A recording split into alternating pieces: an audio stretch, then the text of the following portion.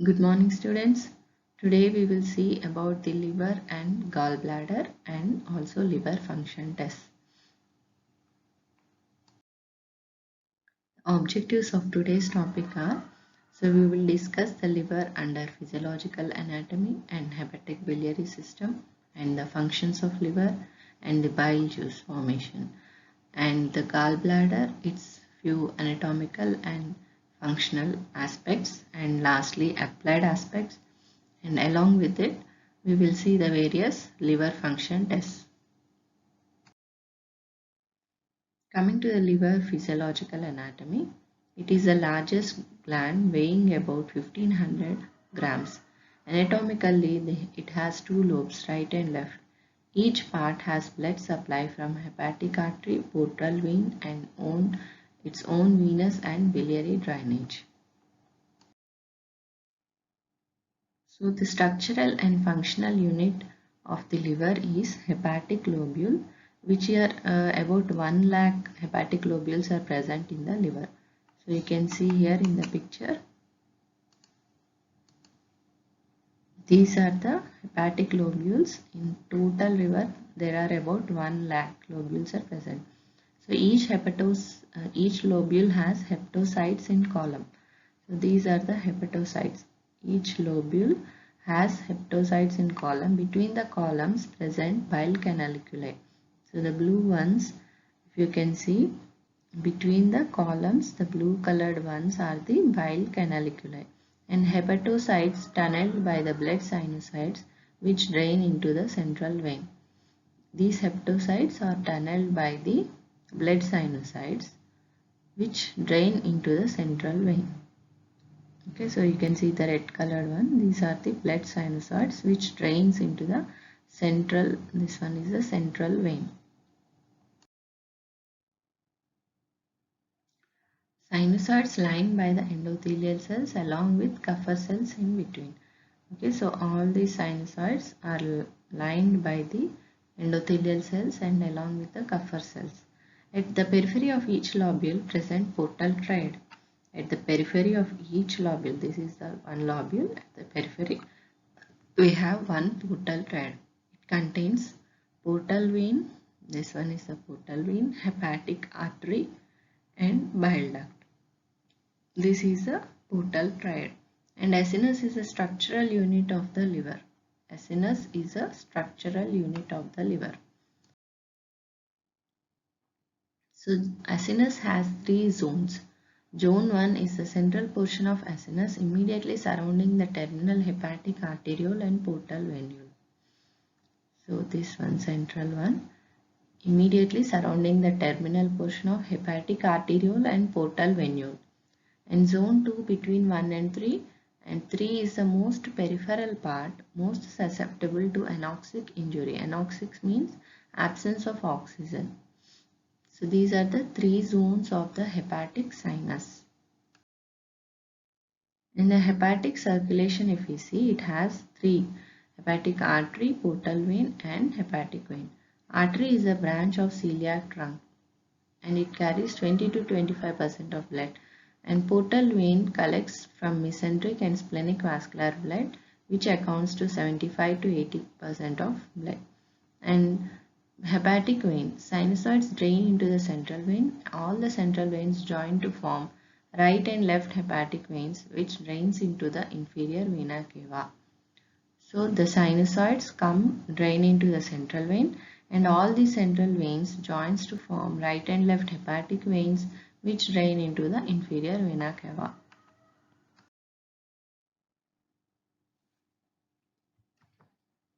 So the intrahepatic biliary system and the extrahepatic biliary system comes under the hepatic biliary system. Intra means the ductules and the canaliculi which are all present inside the liver, which are not seen outside. So those form the intra. So bile secreted by the hepatic cells into the canaliculi, which form the hexagonal network around the liver cells. As you know, hepatic lobules are present in a hexagonal shape. So the hepatic cells, from the cells, bile is secreted into the canaliculi. So these canaliculi form hexagonal network around the liver cells. And at the periphery of each lobule, as you already know, there is a portal rod.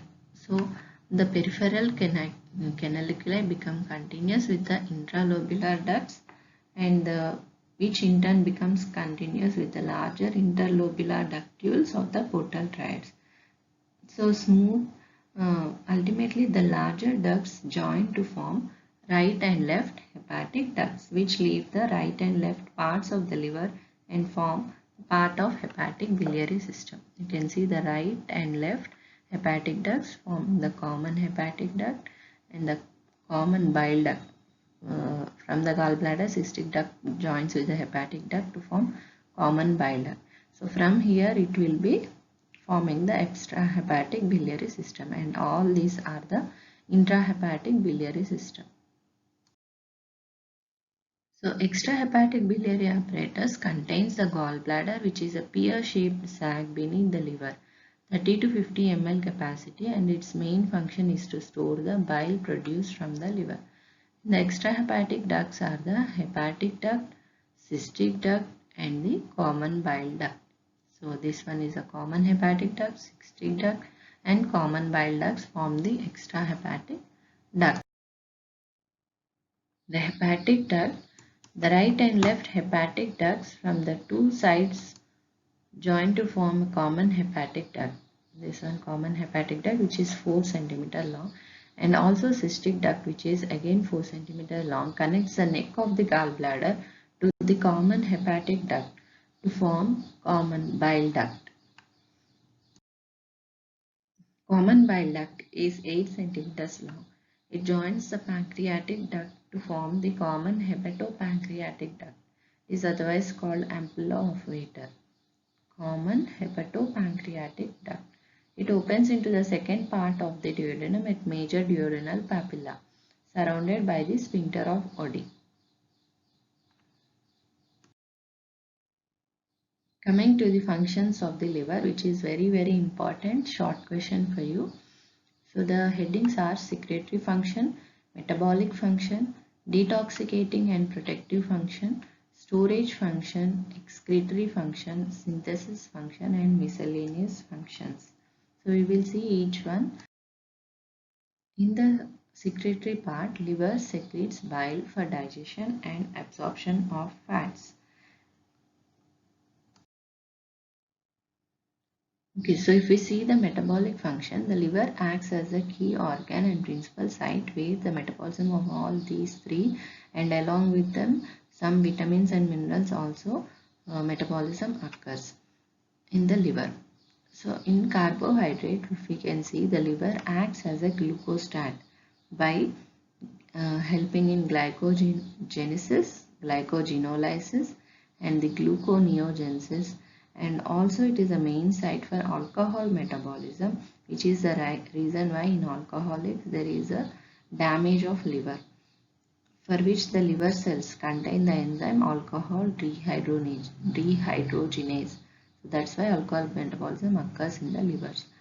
And the fat metabolism, both degradation and synthesis of fats takes place.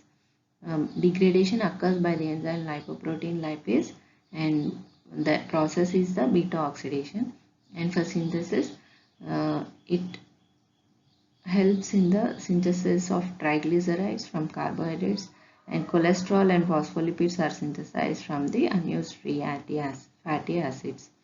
And for proteins, it brings about deamination of the amino acids and helps in the formation of the urea. It is also the main site for formation of the non-essential amino acids by transamination of keto acids. In detoxicating and protective function, the liver contains the Kupffer cells which efficiently remove bacteria and other foreign bodies from the portal circulation. This is called the blood cleansing action of the liver, and it helps in detoxifying certain drugs by means of oxidation, hydrolysis, reduction, and conjugation, and excretes out the waste material through bile.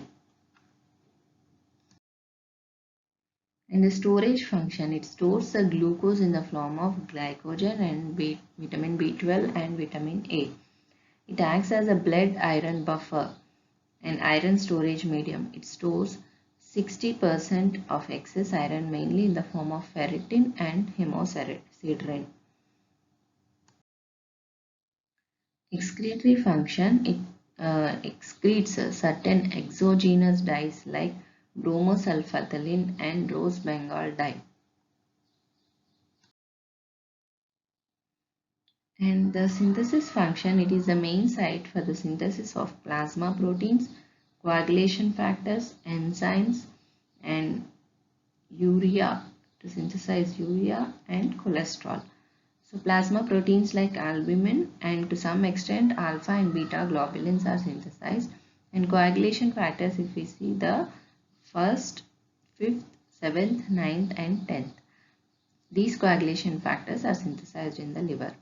And the enzymes are like alkaline phosphatase and the serum glutamic oxaloacetic transaminase, that is SGOT, and SGPT serum glutamic pyruvic transaminase.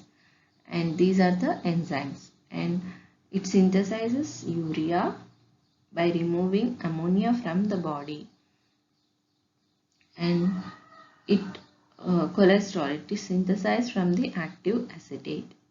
Okay, so all these are the substances synthesized in the liver. In the miscellaneous functions, it acts as a reservoir of blood which helps to store about 650 ml of blood, and it is an important site of erythropoiesis in the fetal life. And the hormone metabolism, it causes inactivation of some hormones like insulin, glucagon and vasopressin, and the reduction and conjugation of estrogen, testosterone, cortisol and aldosterone.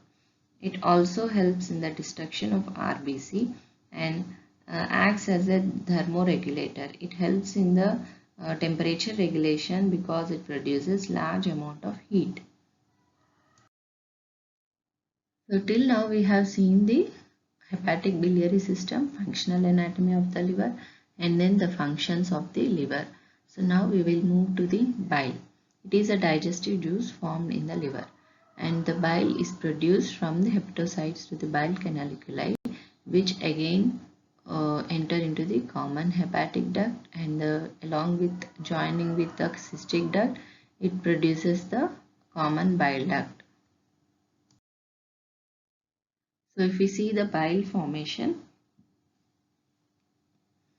bile from the hepatocytes join to form the small canaliculi, which join to form the small terminal ductules, and again perilobular bile ducts and the interlobular bile ducts, and together the interlobular bile ducts join to form the septal ducts and the lobar ducts, and the cystic duct from the gallbladder join to common hepatic bile duct, and thus it will produce a common bile duct which joins with the pancreatic duct, and it enters into the duodenal lumen at the sphincter of Oddi.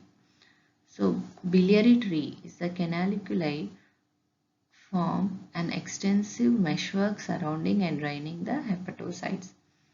So biliary tree is a canaliculi which form an extensive meshwork surrounding and draining the hepatocytes.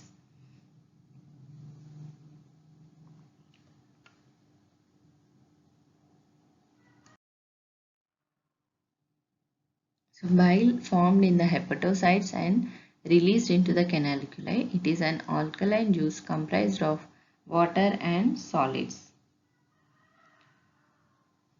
Organic solids are both organic and inorganic substances. Organic substances contain the bile salts, pigments, cholesterol, lecithin, fatty acids and the enzymes like alkaline phosphatase. And inorganic constituents are the electrolytes, again sodium, potassium, calcium, bicarbonate and chloride. So the organic substances are bile salts, bile pigments, phospholipids, cholesterol and electrolytes. So we will see all these components, organic components, one by one. So first of all, we will see the formation of bile salts. So bile salts are nothing but the sodium and potassium salts of bile acids conjugated with either taurine or glycine. So the bile acids are two types, primary and secondary.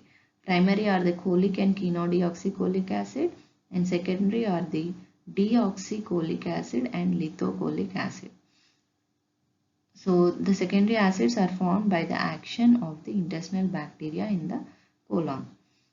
So how these are formed means the glycine and taurine, when linked to bile acids, it generates the conjugated bile acids, namely the taurocholic acid and the taurochenodeoxycholic acid.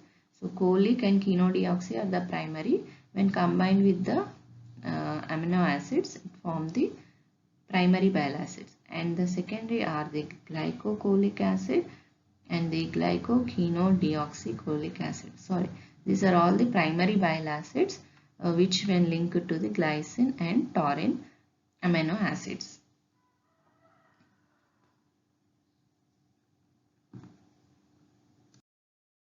So if we see the functions of the bile salts, the first and most important one is the emulsification of fats. So as you already know, emulsification is the breaking of large fat drops into smaller droplets, and their stabilization is caused by the bile salts because of their power of lowering the surface tension. So this emulsification is a prerequisite for the action of the pancreatic lipase on the fats. And the next function is it helps in the acceleration of the action of pancreatic lipase due to binding of the co-lipase for the lipase. And the micelle formation. The bile salts combine with the products of hydrolysis of triglycerides to form small water-soluble cylindrical disc-shaped particles called micelles, which are transported to the brush border of the epithelial cells for absorption. So all these things you already have in biochemistry, I think just you revise that. And the next function is absorption of fat soluble vitamins like A, D, E, K, and it helps in the absorption by forming complexes more soluble in water. And next is cholinergic action, that is the formation of bile. They stimulate the liver to secrete bile as long as the bile salts are absorbed and then make more bile salts available for fat digestion. And cholesterol is kept in soluble form in the gallbladder by the bile salts. It prevents the formation of gallstones. Intestinal motility is stimulated by the bile salts. This helps in the defecation or laxative action. And next most important part of the bile salts, that is the enterohepatic circulation of bile salts. Okay, so this one is very important. It may come as short question also. So it is the recirculation of bile salts from the liver to the small intestine and then back again. First from the liver to the small intestine and from here again back to the liver. So this is necessary because limited pool of bile salts are available, which helps to break down and absorb fat. So the bile salts are very limited. So that's why this recirculation is very much necessary. And the path of the circulation is it travels from the liver to duodenum via the common bile duct. And when bile salts reach the terminal ileum, 90 to 95% of bile salts are reabsorbed into the portal circulation. Reabsorbed into the portal circulation. You can see here portal vein. So there is no absorption of the bile salts occurs in the terminal ileum. And the liver then extracts the bile salts from the portal blood and secretes them once again into the bile. The remaining 5 to 10% of bile salts are excreted into the feces. Okay, here fecal excretion of primary and secondary, which is only 0.5 gram per day. So the total circulating pool of the bile salts is approximately 3.6 grams. About 4 to 8 grams of bile salts are required for the digestion of fats during each meal. Thus, the total content of bile salts in the body is 3.6 grams, mostly circulate twice during the digestion of each meal, and consequently the bile salts usually circulates 6 to 8 times daily. Okay, so the total circulating pool is 3.6 grams and the requirement of bile salts for the digestion of fats during each meal is 4 to 8 grams. So that is almost equal, near to equal. So the bile salts circulate twice during the digestion of each meal. So 3.6 into 3.6 will get 8.2. So that is very much sufficient. And also the bile salts usually circulate 6 to 8 times daily. So, and also the last amount of bile salts last is only 0.2 to 0.4, that is 5 to 10% of the 3.6 grams, which are replaced again by the synthesis. So, what is a clinical implication of this enterohepatic circulation is that bile salts are required for proper digestion and absorption of fats. Only condition that disrupts the enterohepatic circulation leads to decreased bile salt pool and malabsorption of fat and fat soluble vitamins. So these are the conditions are the ileal resection or small intestinal diseases such as sprue or Crohn's disease. Only in these conditions it leads to the decreased bile salt pool and malabsorption of fat and fat soluble vitamins, which leads to steatorrhea, that is increased fat content in the stool, and nutritional deficiency, and also watery diarrhea.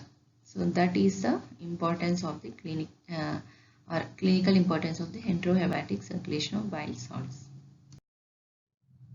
And next comes the bile pigments. These are the bilirubin and biliverdin. These are the metabolites of the hemoglobin formed in the liver. So the hepatic cells extract bilirubin and biliverdin from the blood, conjugate them with glucuronic acid, and transfer them into the bile canaliculi by an active transport mechanism. And these are responsible for the yellow color of the bile. And the other minor contents of the bile are the phospholipids. Out of the phospholipids, the lecithins are very much important. So these are the most abundant organic compounds in the bile after the bile salts. So lecithins are the second abundant organic compound in the bile. And the cholesterol. So these phospholipids are normally insoluble in water and are solubilized by the bile salt micellis. And cholesterol is the other important constituent that does not have digestive function. Its presence is seen to be a byproduct of bile salt synthesis in the hepatic cells. The normal level in the bile is 60 to 170 milligram percentage per deciliter. And it is essentially insoluble in water and thus must be solubilized by bile salt micellis. And the electrolytes, the bile inorganic substances in the bile is only 0.75 gram percentage. So the cations present in the bile is about 20% greater than in the plasma. And the two major anions, chloride and bicarbonate, are the important ones. Chloride is present in the concentration lesser than plasma, while bicarbonate is far greater than in plasma, which makes the bile juice very much alkaline. So this bicarbonate concentration increases with increased rate of bile secretion. So that's why the bile juice is alkaline, because of concentration of bicarbonate. And coming to the functions of gallbladder. So you remember as a mnemonic RECSS. So R for regulation of equalization of pressure in the biliary system. E is for effect of pH on the bile. And C for concentration of bile, that is becomes thicker, viscous and darker, and storage of bile 30 to 50 ml, and secretion of mucus. And the functions of the bile. So here again you remember as with a mnemonic MADE LP C². So M is for maintenance of pH of gastrointestinal tract, A is absorptive function, fats and vitamins, and D is digestive function, fats, E is for excretory function, heavy metals, toxins, bacteria and lecithin, and L is laxative action, and one more L is lubricative function, and one more P is protective action, that is natural detergent and prevention of gallstone formation, and C cholinergic action And then cholinergic function, it increases the formation of bile. Cholinergic is secretion of the bile. So remember as made LPC square, functions of the bile. So it almost some are similar to the functions of liver, but if you remember with the mnemonic, you remember each and every line. M is for maintenance of pH of gastric tract and absorptive function, digestive function, excretive function, and L is for laxative and lubricating function. P is protective action and prevention of gallstone formation, and C is cholinergic and cholinergic function. Okay. And the next important topic is regulation of bile. So regulation of bile released into the duodenum after the meals is performed at two levels. One is regulation of biliary secretion and regulation of release of bile from the gallbladder. So in the regulation of biliary secretion, it is of again the secretion of aqueous component and the bile containing bile salts and other organic substances occur together but is controlled separately by regulation of bile independent fraction of biliary secretion and regulation of bile dependent fraction of biliary secretion. So one is bile independent secretion and one is bile dependent fraction of the secretion. So first one, regulation of bile independent fraction of the biliary secretion.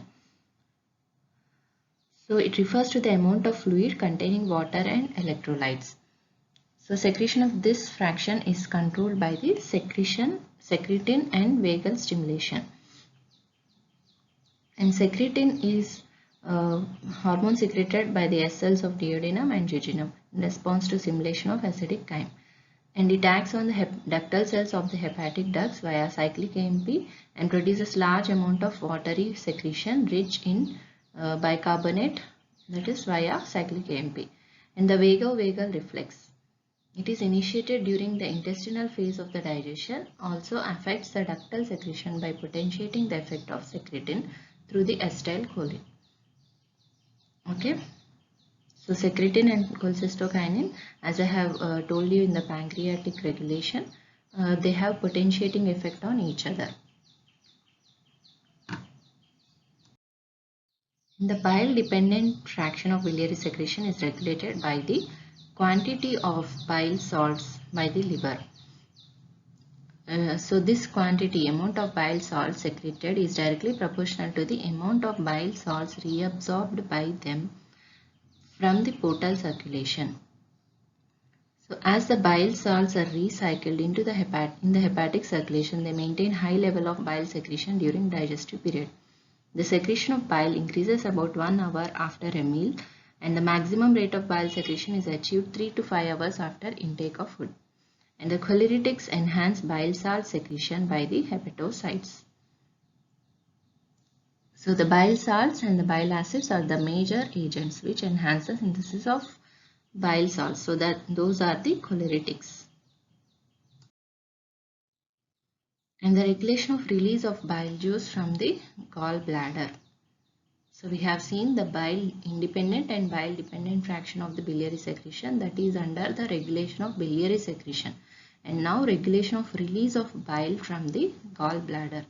So during the filling of gallbladder, which is controlled by the pressure gradient, so during interdigestive period, as sphincter of Oddi remains closed, bile goes to the gallbladder and pressure rises to the 7 centimeters of water.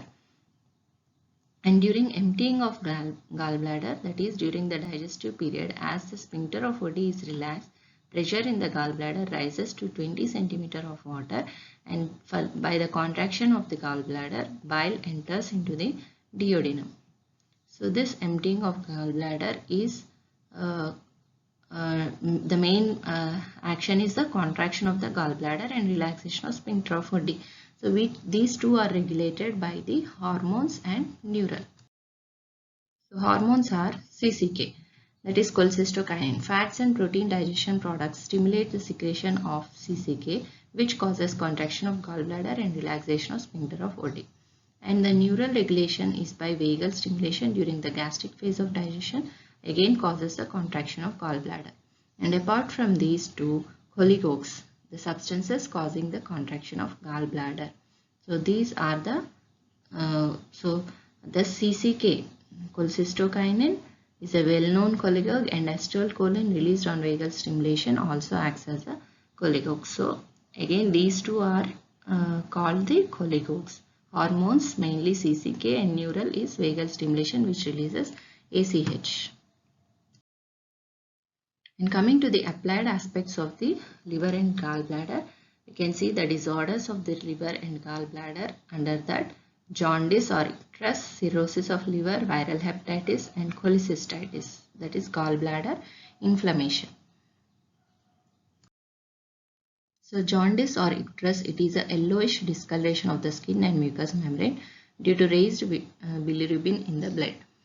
The normal value is for bilirubin is 0.3 to 1 milligram per deciliter, and for the jaundice to appear, it should be, the bilirubin should be more than 2 milligram percentage or 2 milligram per deciliter. So the types of jaundice, I am not going into very much details about this topic, only the overview. We have three types: hemolytic, that is pre-hepatic, hepatocellular hepatic, and obstructive or post-hepatic type of jaundice. So in pre-hepatic, what happens? It occurs due to the overproduction of unconjugated bilirubin due to excessive destruction of RBCs.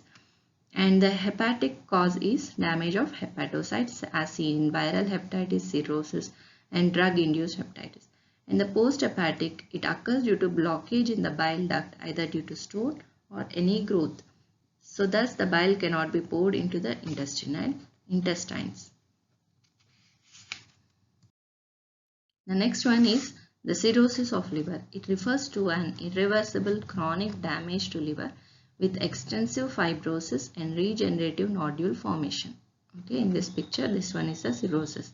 And the cause for this is, it may be alcoholic, post-viral, post-necrotic, biliary cause, and the cardiac, metabolic, and due to any other miscellaneous causes. So many causes are there for cirrhosis. And the clinical features are loss of functioning of liver tissue may lead to jaundice, edema, and variety of metabolic disorders, portal hypertension. And the ascites and hepatic encephalopathy result from both hepatocellular insufficiency and portal hypertension. And the next one is viral hepatitis. It is again the inflammation of the liver caused by the hepatitis virus in various forms A, B, C, D, E, F, G. And out of all these, hepatitis B is the most common one. And the patient comes with the clinical features with the history of anorexia, fever, malaise, followed by yellowish discoloration of the urine, eyes, and skin. There may be edema, hemorrhagic disorders, and muscle weakness, tremors, convulsions, hepatomegaly, ascites, and steatorrhea, anemia, jaundice, raised SGPT, SGOT, and blood urea. So all these may be present. And the gallstone formation. So cholelithiasis is otherwise called the gallstone formation. It is not an uncommon, it is most common. And the types of the stones are cholesterol stones, which accounts to 80 to 85% of the total gallstones. So it occurs due to the precipitation of the cholesterol, and it cannot be seen because it is radiolucent. When you take an X-ray, you cannot see this cholesterol type of gallstones even though the patient is having them. And the pigment stones are calcium bilirubinate stones. So they account to 15 to 20% of the total gallstones. These are formed when conjugated bilirubin in the bile is disconjugated by the action of beta-glucuronidase found in certain bacteria. So these are the radio-opaque. And the symptoms of the gallstones are asymptomatic or symptoms due to inflammation or obstruction. So the most specific and characteristic symptom of the gallstone is the biliary colic, that is a gripping pain, very high intensive pain at the stomach area. So that is called biliary colic, and the treatment is either surgical. So treatment, if at all is required, is only surgical, no medical treatment. Okay, so that is the gallstones. And next, the last topic, that is liver function tests. So there are various tests to assess the secretory function, metabolic function, and the synthesis function, detoxification function, and assess the hepatic cellular integrity and other miscellaneous tests. One by one. The first one, secretory function of the liver. So this is the most commonly done test in the liver function test. So that is serum bilirubin. The normal values are, so remember these values for your lifetime because these are very, very important. Total serum bilirubin is 0.3 to 1 milligram per deciliter, and conjugated bilirubin is 0.1 to 0.3 milligram per deciliter. Unconjugated bilirubin is 0.2 to 0.7 milligram per deciliter. And the next test is urine bilirubin and bile salts. So normally urine does not contain these. In liver insufficiency, when the serum bilirubin increases above 2 milligram percentage, it is excreted in urine called bilirubinuria. And urine urobilinogen in normal individuals with it has less than 4 mg of urobilinogen. And in liver insufficiency, initially there occurs mild increase in the urobilinogen, but in later stages it is absent in the urine. So this occurs because of the fact that swollen liver cells block the bile canaliculi and prevent excretion of conjugated bilirubin in the bile. And the fecal stercobilinogen. So the normal levels are 20 to 25 milligram percentage, initially increased in the liver insufficiency, producing dark brown stools, but decreased in the later stages, producing pale color stools. And the fecal fat level, normally it is 5 to 6% of the total fat intake per day is excreted in the feces. In insufficiency, it increases up to 40 to 50% of the total intake. This is because of the deficiency of bile salts emulsification and absorption of fat is inadequate. And the next one is assess the metabolic functions of the liver. So one is galactose tolerance test, blood glucose levels, and blood and urine amino acid levels, and the lipid profile. So lipid profile is very, very important. So the galactose tolerance test is based on the principle that galactose after absorption from the gut gets converted into glycogen in the liver. So therefore in the liver insufficiency, its level in the blood rises. And the blood glucose level, the normal fasting blood glucose is 70 to 90 mg per deciliter. In hepatic insufficiency, its level decreases. And the blood and urine amino acid levels, these are assessed to know the protein metabolism. In liver damage, these amino acids levels are increased. And the lipid profile, so it is affected as increase of plasma, NEFA and FFA, that is free fatty acids, and ketone bodies. And the decreased levels of serum cholesterol, serum triglycerides, serum phospholipids and total lipids. So the increased ones are the plasma, fatty acids, non-essential fatty acids and free fatty acids and ketone bodies.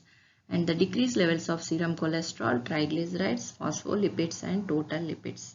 So these are very, very important, and the normal values also you have to remember. Cholesterol normal value is 150 to 240 mg percentage, triglycerides 30 to 150 and the phospholipids 150 to 300. And test to assess the synthesis function of the liver. So estimation of plasma proteins, that is albumin, globulins and Ag ratio. So it causes hypoalbuminemia and reversal of Ag ratio. And the serum enzymes level. So there will be raised transaminase and alkaline phosphatase. So alkaline phosphatase is not a specific liver enzyme because it rises in the bone and in the it is arising from the bone and intestine and also from the liver and is secreted into the bile. And the one more enzyme is gamma glutamyl transferase, which is a microsomal enzyme, and its raised level is a sensitive index of liver damage. And Blood urea. So liver is the main site for urea formation. So decreased level of blood urea, that is less than 20 to 40 mg percentage, and raised blood ammonia level, that is more than 20 to 80 mg percentage. These two occurs in the liver insufficiency. And the coagulation factors. Factors that is 2, 5, 7, 9 and 10 and vitamin K needed to activate these factors are synthesized in the liver. So the integrity and activity of these factors is determined by prothrombin time test. So prolonged prothrombin time, normal is 10 to 16, indicates severe liver disease. And test to assess the detoxification function of the liver by the bromosulfathalin excretion test. So the rate of removal of the bromosulfathalin from blood depends on the functional efficiency of liver and rate of hepatic blood flow.